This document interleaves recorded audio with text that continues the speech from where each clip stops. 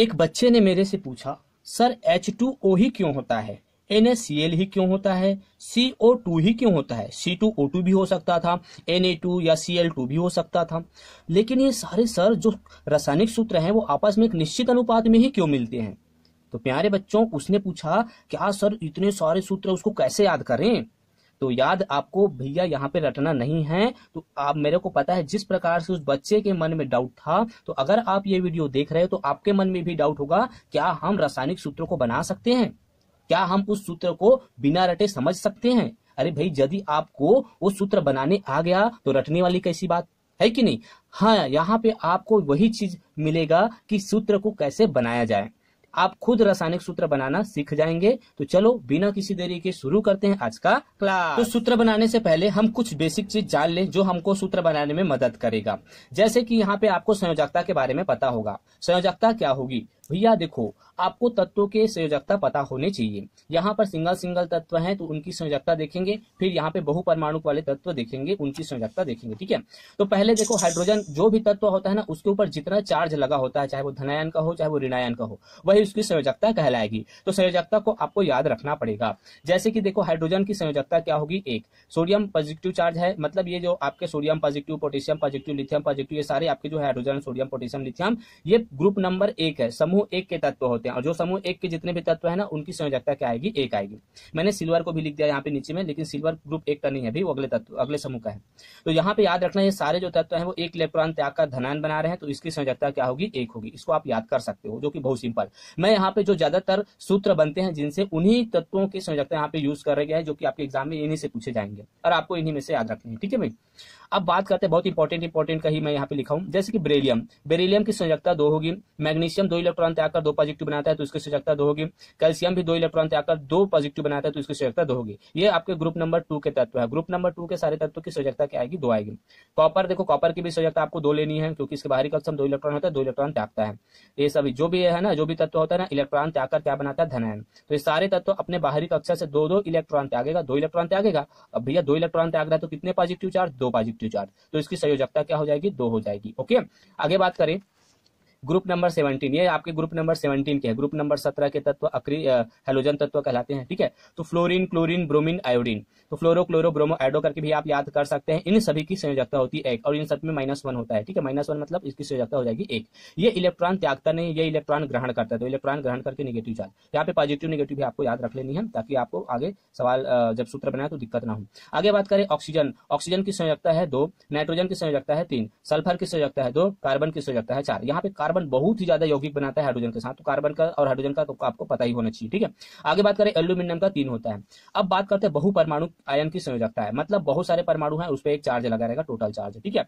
अब यहाँ पे NH4 अमोनियम, देखो NH4 की जो संयोजकता होगी वो 1 होगी, याद रखना, +1 होता है।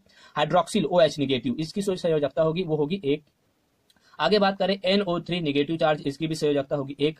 SO4 सल्फेट आयन, तो 2 नेगेटिव रहता है इस पे चार्ज, तो इसकी संयोजकता 2। CO3 कार्बोनेट आयन, 2 नेगेटिव, 2 इसकी संयोजकता होगी।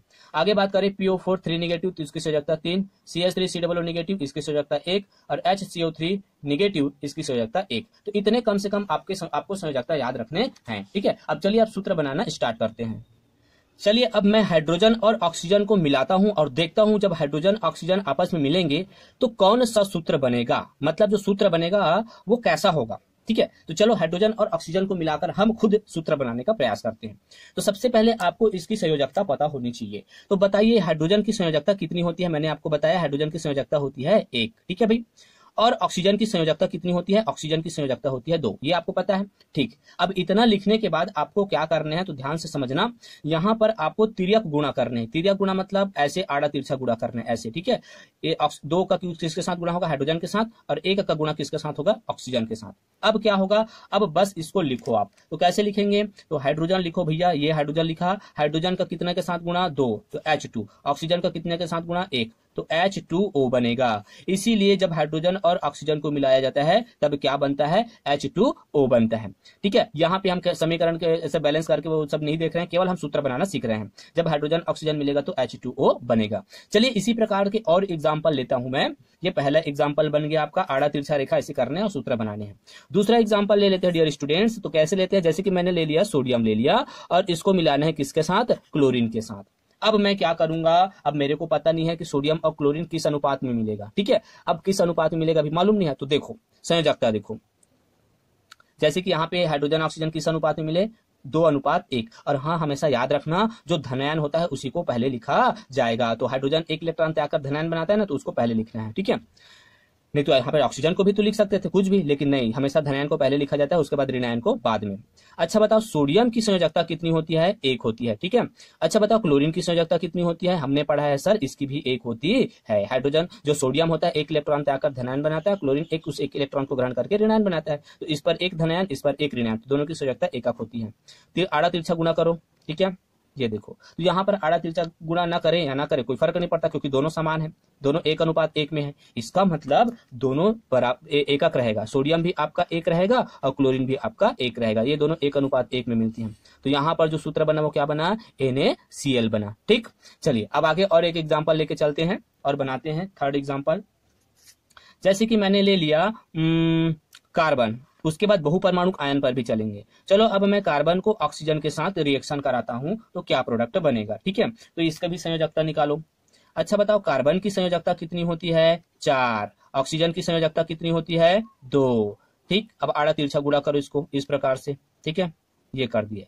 अब सुनिए, यहाँ पे यदि करता है तो आपको काट देनी है, सरल रूप में उसको ला लेनी है। तो 2 1 कम 2 और 2 दूनी 4, ये सरल रूप में ला लिए, ठीक है। अब क्या करना है, आपको तिरछा गुणा करना है। कार्बन कितने हैं, 1, ठीक है, 1 ही रहने दो, 1 लिखने की जरूरत नहीं। ऑक्सीजन कितने हैं, 2 O2। तो इस प्रकार से कार्बन और ऑक्सीजन मिलकर क्या बनाता है, CO2 बनाता है। कितने अनुपात में, 1:2। आई होप आपको ये समझ में आ गया, ठीक। अब चलिए अब बहुपरमाणुक आयन की ओर चलते हैं, चौथा एग्जाम्पल लेके चलते हैं। बहुपरमाणुक आयन आपको पता है क्या होता है, मैंने आपको बताया था। जैसे कि ये देखो आपके बहुपरमाणुक आयन ये हैं, ठीक है। तो इन सबकी संयोजकता आप देख सकते हो। चलिए एक एग्जाम्पल लेते हैं बहुपरमाणुक आयन की। तो ये देखो कैल्शियम ले लूं और कैल्शियम का मैं रिएक्शन कराता हूं हाइड्रोक्सिल आयन के साथ, OH आयन के साथ, ठीक है। अब देखो ये दोनों मिलकर क्या प्रोडक्ट बनाएगा, इनका सूत्र कैसे बनेगा। तो कैल्शियम का जो संयोजकता होता है वो कितना होता है, 2 होता है। हाइड्रोक्सिल का जो संयोजकता होता है वो कितना होता है, हाइड्रोक्सिल का आपको पता होगा, इसका होता है 1 होता है, ठीक है भाई, बताया था।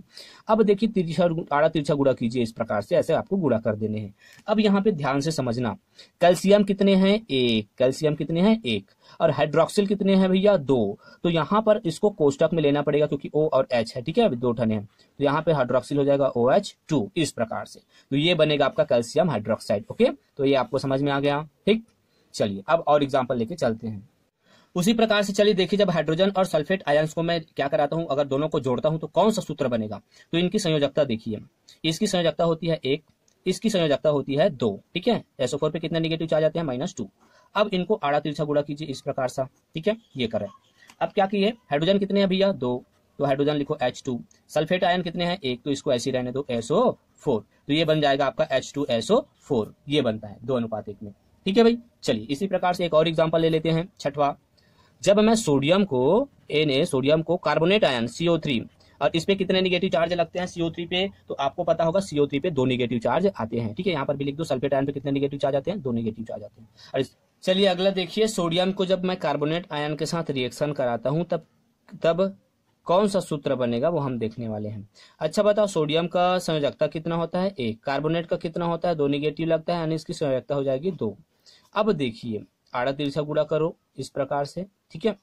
अब यहाँ पर देखिए सोडियम कितने हो गए भैया, सोडियम हो जाएंगे सर Na2, कार्बोनेट कितने हो जाएंगे CO3 आपका कार्बोनेट 1 ही है तो 1 ही रहेगा। तो इस प्रकार से सोडियम कार्बोनेट बनता है, ठीक है भाई। तो इस प्रकार से आप क्या कर सकते हो, कोई भी सूत्र बना सकते हो। मुझे उम्मीद है कि आपको समझ में आ गया होगा।